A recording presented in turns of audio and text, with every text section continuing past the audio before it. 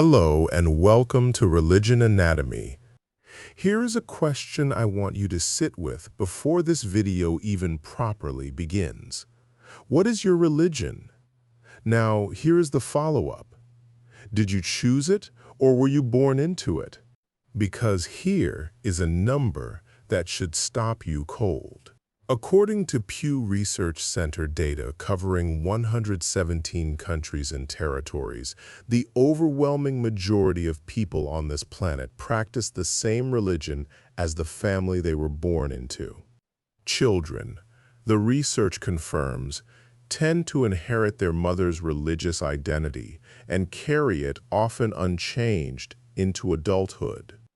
In the United States alone, 85% of teenagers share the same religious category as their mother, 85%. Globally, only 1 in 10 adults under the age of 55 have ever left their childhood religion and switched. 1 in 10. That means 9 out of every 10 people alive today worship the God, follow the scripture, and observe the rituals that were handed to them at birth before they could read, before they could reason, before they had any say in the matter. And nobody is talking about what that really means. Today we are no agenda, no attack on faith, no dismissal of it either. Just the most honest, most verified, most uncomfortable conversation about bloodlines, belief, and whether any of us ever truly chose what we believe or whether it was chosen for us. The numbers nobody wants to face. Let's start with the data, because it is more dramatic than most people realize. Pew Research Center's 2025 Religious Landscape Study, the most comprehensive survey of its kind, covering 36,908 Americans, found that 62% of U.S. adults currently identify as Christian. But here is the figure buried inside that headline.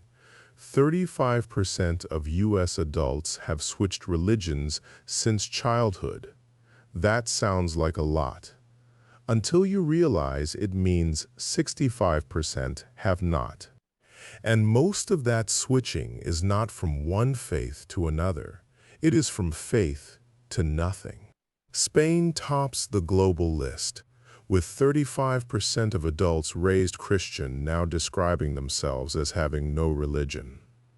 Sweden and Germany sit at 29% each, the United Kingdom and Canada at 26%. These are the countries where switching is easiest, culturally, legally, socially, and even there, the majority of people who were raised in a religion stayed in it. Now, look at the other end of the spectrum. In large parts of the Muslim world, religious switching is not just rare, it is illegal. In several countries, leaving Islam carries legal penalties ranging from social ostracism to death. In those contexts, the idea of freely choosing your religion is not a philosophical question. It is a life or death one. And among the world's fastest-growing religious populations, Islam, which is projected by Pew to have roughly equal numbers of births as Christianity within the next decade, growth is driven primarily by one thing: not conversion, not preaching, fertility. Children born to Muslim mothers who will grow up Muslim, who will have children who grow up Muslim. This is how religion spreads. Not primarily through persuasion, through birth.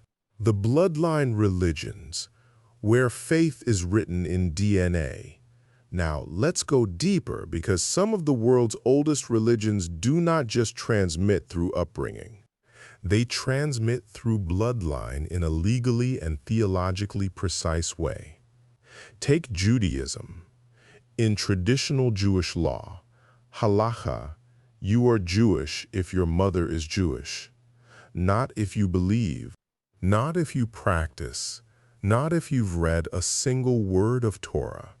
If your mother is Jewish, you are Jewish. Period. And this is not metaphor. It has legal, cultural, communal, and in the modern state of Israel, civil implications.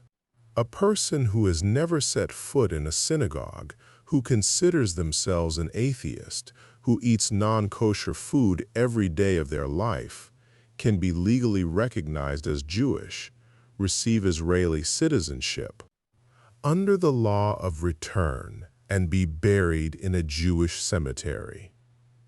Jewishness, in this framework, is something you inherit, like eye color, like a surname. Now contrast that with Christianity, which in most of its forms says the opposite. That faith is a personal act. You cannot be Christian by birth. You must believe. You must accept.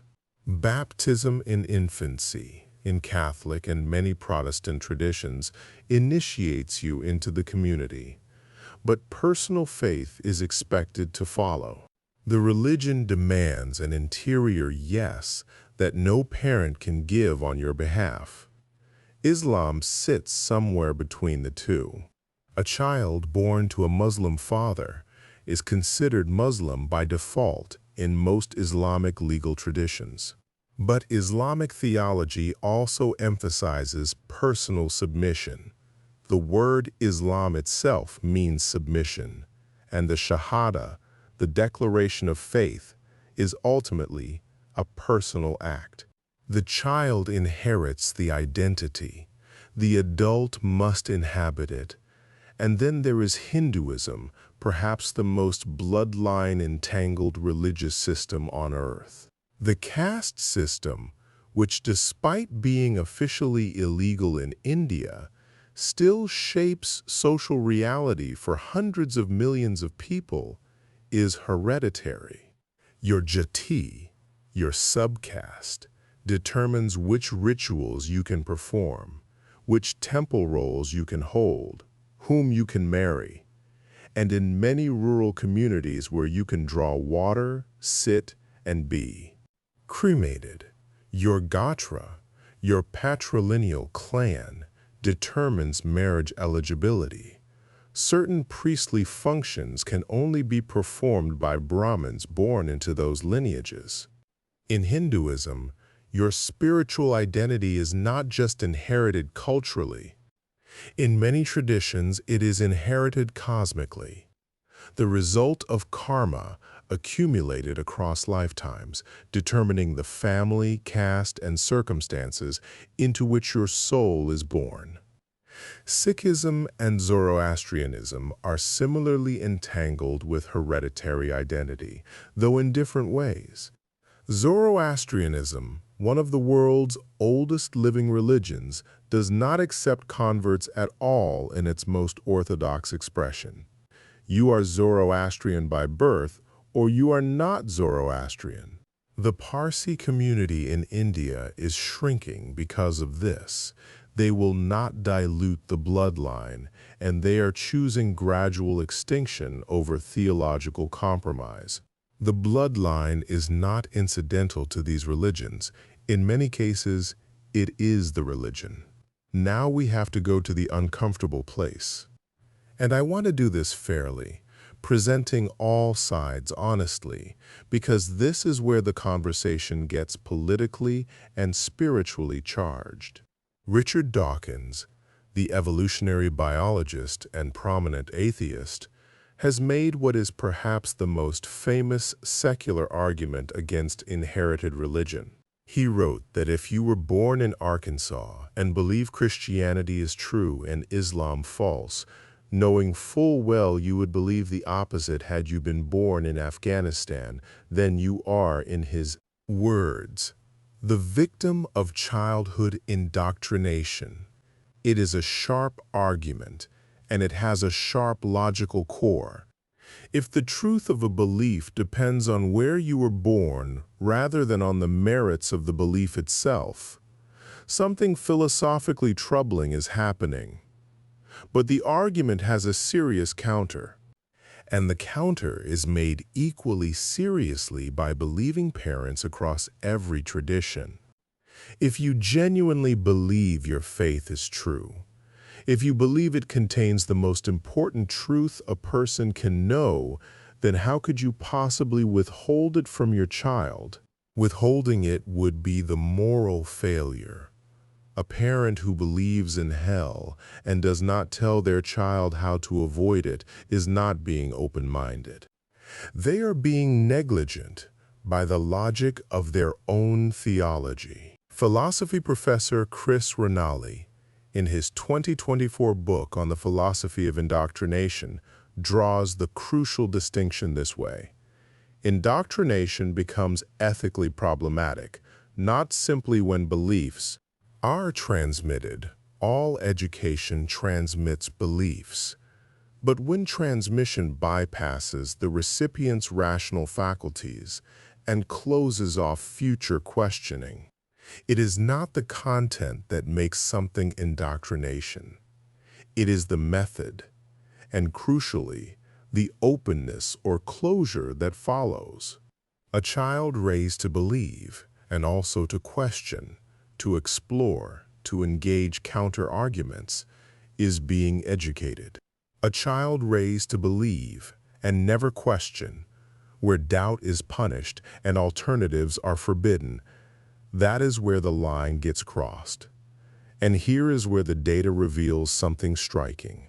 Pew Research found that countries with the highest rates of religious switching, South Korea at 50%, Spain at 40%, Canada at 38%, are precisely the countries with the most open epistemic cultures, where asking questions is normalized, where leaving a faith carries no legal penalty and limited social stigma.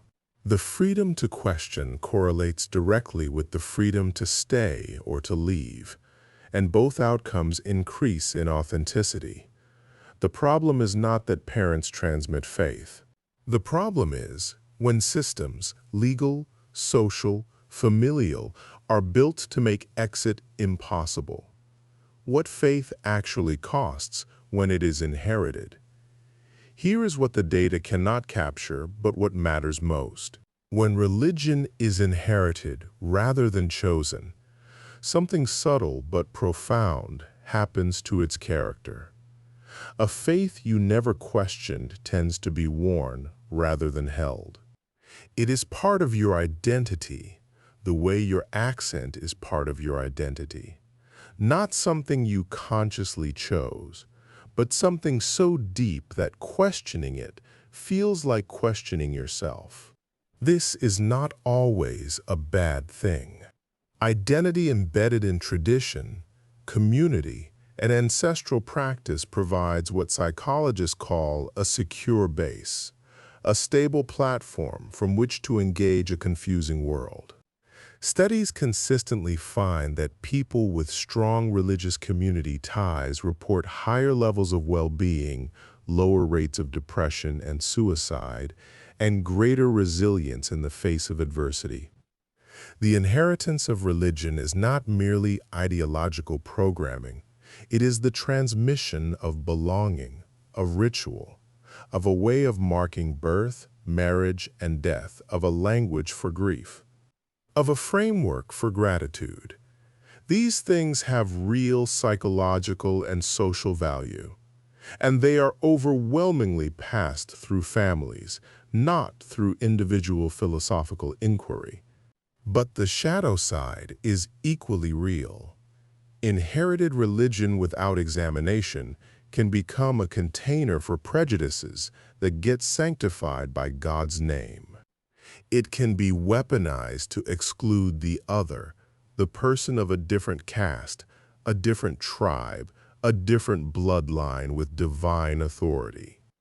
History is full of violence committed by people who never chose their religion, but were absolutely certain it gave them the right to destroy those who had inherited a different one. The Pew data on global religious switching tells a fascinating story here. In countries where religious identity is most fused with ethnic and national identity, where to be Polish is to be Catholic, where to be Arab is to be Muslim, where to be a Brahmin is to perform certain rites, the rates of religious switching are lowest, not necessarily because people have examined their faith and found it compelling, but because the faith and the bloodline and the community are so fused that leaving one feels like leaving all three. You are not just leaving a set of beliefs. You are leaving your family, your people, your name, your sense of who you are. That is a very different kind of faith than the faith of someone who was raised with options, explored them, and chose to stay. Is inherited faith still real faith? This is the question at the heart of everything, and I want to answer it carefully, because the answer is genuinely complicated, and different traditions answer it differently. In Islam, the concept of fitrah describes a natural disposition toward God that every human being is born with. The child is born already oriented toward truth. The family and community then give that disposition a name, a form, a language. On this view, inherited religion is not an imposition on the child's nature. It is a cultivation of it. In Christianity, particularly in Reformed and Calvinist traditions, election, the idea that God chooses who will be saved, means that faith is ultimately a gift from God, not a product of human reasoning or free will. If God has elected you, your inherited faith is not coincidence. It is providence. In Buddhism, you did not randomly fall into a Buddhist family. Your karma drew you there. The circumstances of your birth, including the religion of your parents, are the exact conditions your soul needs for its next stage of development. And in secular philosophy, the communitarian tradition associated with thinkers like Alasdair MacIntyre and Charles Taylor argues that the very idea of a self that chooses its values from some neutral, pre-social position is a fiction. We are always already embedded in traditions, communities, and narratives not of our choosing. The question is not whether you inherit a framework. You always do. The question is whether you inhabit it consciously. On that view, a person who was raised religious, who examined their faith, engaged its depths, wrestled with its contradictions, felt its presence in their body through years of practice and prayer, and stayed, may have a more authentic relationship with that faith than a person who converted at 30 after reading one book on the subject. Inheritance is not automatically shallow. Examination is not automatically deep. If this video made you think, really think about something you have never thought this carefully about before, then I have done my job, and I need to ask you for something in return. Hit subscribe right now. Hit the bell. Because this channel exists for exactly this, the questions that are sitting underneath your life, the ones that don't fit neatly into a headline, the ones that require more than a hot take. We go here every single time. Don't miss it. Now, here is where I leave you today. Right now, there are billions of people on this planet living inside a faith they were handed before they could walk. Some of them have examined it and found it solid. Some of them have never examined it and never will. Some of them have examined it and quietly stopped believing while still going through the motions, at dinner tables, at wedding ceremonies, at funerals, because the cost of saying so is too high. And there are children being born right now in every corner of the world. Each of them already assigned a God, a scripture, a community, a cosmic story, before their first breath has finished. They did not choose it, but it will shape everything: who they marry, who they trust, how they grieve, what they fear, what they call sacred, and what they call sin. So here is the question I want you to carry with you. If you had been born to different parents, in a different country, in a different century, would your God be the same? And if the answer is no, does that shake the certainty you feel right now? Or does it make your faith more precious? Because out of all the faiths you could have inherited, something about this one stayed. And here is the deepest version, is a faith that was inherited and never questioned. Is that faith at all? Or is it just identity wearing religion's clothes? Drop your answer in the comments. Tell me where you were born, what you were raised, and whether you stayed or left, and why. I read every single one, and I will see you in the next one.